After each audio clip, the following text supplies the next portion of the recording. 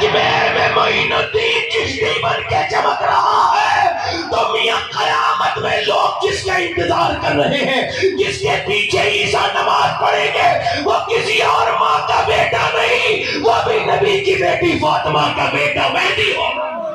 سبحان اللہ سبحان اللہ۔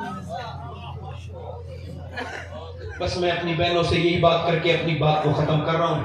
ابھی میرے پاس 6 منٹ ہیں اور اس میں اپنی بات ختم کر دوں۔ بیٹھ جائے بیٹے، پیسے ویسے نہ 2 منٹ سن لو بس۔ دیکھو، میں نے اپنے باپ کو قبر میں اتار دیا، داڑھی کے بعد میرے سفید ہونے لگے، تو اب مجھے موت کے بارے میں کب سمجھوں گا میں؟ سوچو تو، باپ کو دفن کرنے کے بعد بھی کسی نصیحت کی ضرورت ہے؟ تم نے بھائیوں کو دفن کر دیا، ہم نے کتنے عزیزوں کو اپنے ہاتھوں سے دفن کر دیا۔ میں نے اپنے سامنے اپنے بچے کو دفن ہوتے دیکھ لیا۔ سوچو تو، موت کتنی خطرناک ہے۔ سوچا کبھی جوانوں، حضور فرماتے ہیں گلے کی اگر نہ نکالی جائے نا طاقت، تو مرتے وقت ایسا چیخے مردہ، ایسا چیخے کہ اس کی آواز سے لوگ اپنے بچے کھلانے، اپنے کھانا کھانا چھوڑ دیں، جنگلوں میں نکل جائیں۔ حضرت علی کی جب تلوار ماری گئی نا تو یہ پورا سر کٹ گیا، نہج البلاغہ میں کٹا نا سر، تو آپ نے ہاتھ اٹھا کے کہا اے اللہ علی کو بخش دے، علی کے عمل بہت تھوڑے، علی کے عمل تھوڑے۔ میرے نبی نے فرمایا جس کا میں مولا اس کا علی، علی کے عمل تھوڑے، کل میں اس کے ہاتھ میں جھنڈا دوں گا جس سے اللہ بھی محبت کرتا ہے، اس کا رسول بھی۔ علی کے عمل تھوڑے۔ حضرت عمر کے جب مارے گئے، چاقو پھٹ گئی، آنکھ پوری دودھ پیا نکل گئی آنکھ میں سے دودھ، اپنے بیٹے سے کہا میرا سر زمین پہ رکھ دے، اب دھونا سننا، عمر فاروق اعظم کی بات سننا غور سے، جب زمین پہ اپنے بیٹے سے کہا میری موت قریب ہے، سر زمین پہ رکھ دے، نہیں، اے عبداللہ سر زمین پہ رکھ، اے عبداللہ سر زمین پہ، زانو پہ رکھ، سر زمین پہ رکھ۔ آج لوگ تکبر کرتے ہیں، غرور کرتے ہیں۔ سنو عمر فاروق اعظم کو، عمر عام آدمی نہیں ہے، 28 آیات کم سے کم عمر کی مرضی کے مطابق قرآن میں ہیں۔ زمین میں سر رکھ دیا عمر نے، اپنا سر زمین میں رکھا، جیسی حضرت عمر نے سر زمین میں رکھا، انہوں نے کیا کہہ رہے ہیں؟ یا اللہ، لوگ کہتے ہیں عمر یہ ہے، عمر بادشاہ، عمر یہ ہے، عمر تو تیری بارگاہ کا محتاج ہے، اگر تو نے آج عمر کو نہ بخشا، میری موت قریب ہے، تو عمر برباد ہو جائے گا، عمر برباد ہو جائے گا۔ سوچو تو، اگر مرتے وقت ایمان پہ خاتمہ نہ ہوا تو کیا ہوگا؟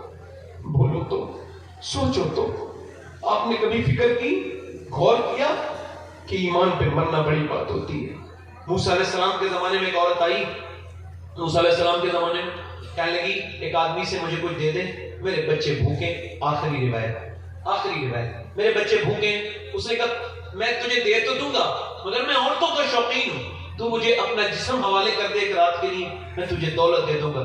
اس نے کہا میں جسم بیچنے نہیں آئی۔ واپس گئی، پھر آئی واپس، کہنے لگی میرے بچے بے ہوش ہونے لگے ہیں، کچھ دے دے، میں رات کو آ جاؤں گی، تو پھر اپنی مرضی پوری کر لینا۔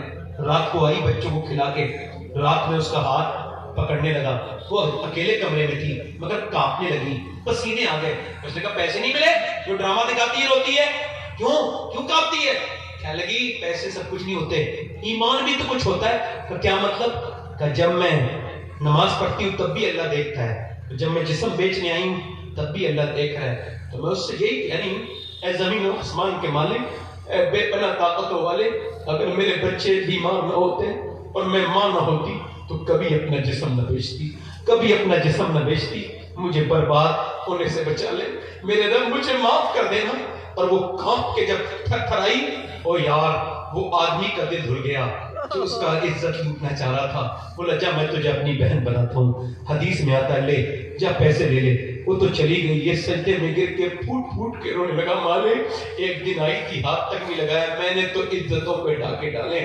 ملا روم کہتے ہیں آدمی چوڑی بناتا تھا، چوڑی اس کی اولاد نہیں تھی، سونے کی چوڑی سنار تھا، اس نے سونے کی چوڑی بناتا تھا، اس نے ایک لڑکا لے لیا گود، 20 سال کا ہو گیا لڑکا، وہ گھر پہنچا اپنی بیوی سے پاس ایک دن، تو اس کی بیوی دروازہ نہیں کھولوں گی، پہلے یہ بتا تو کون سا گناہ کر گیا ہے؟ جب کوئی گناہ نہیں کیا، اور صحیح بتا کون سا گناہ کر گیا ہے؟ اس نے کہا ایک تمہیں کیسے پتا؟ ایک لڑکی کو چوڑی پہنا تھا، عورت کو اس کا ہاتھ پسند آ گیا، میں نے بری نظر سے اس کا ہاتھ پکڑ لیا، کہا اندر آ جا۔